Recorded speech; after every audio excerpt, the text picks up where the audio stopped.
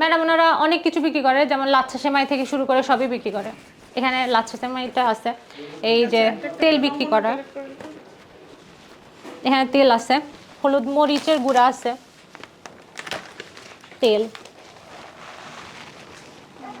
কোনো লাইসেন্স নাই।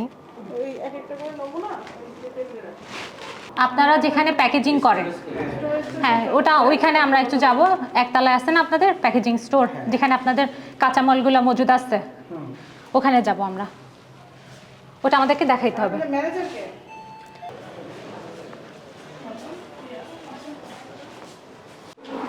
এখান থেকে একটা একটা করে প্রোডাক্ট নিতে হবে।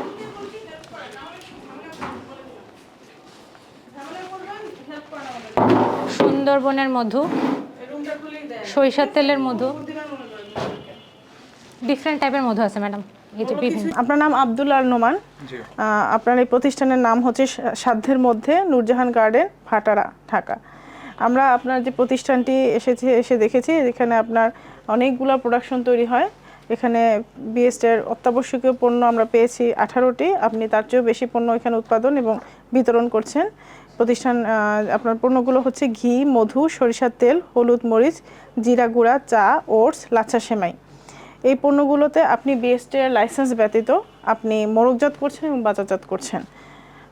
আমরা আপনাকে সার্বিক বিবেচনায় Bangladesh standards and testing institution আইন 2018 31 ধারায়, যেহেতু আপনি নতুন বিজনেস চালু করেছেন এবং আমরা চাই বাংলাদেশে এই ধরনের উদ্যোক্তা আরও বেশি পরিমাণে তৈরি হোক, কিন্তু অবশ্যই আপনারা নিয়মের মধ্যে থেকে গুণগত মান নিশ্চিত করে আমাদের যথাযথ প্রতিষ্ঠানের লাইসেন্স গ্রহণ করে আপনারা বিক্রি ও বিতরণ করেন।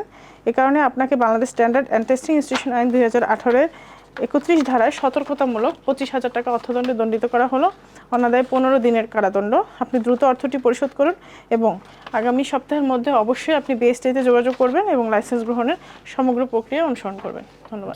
ঠিক আছে।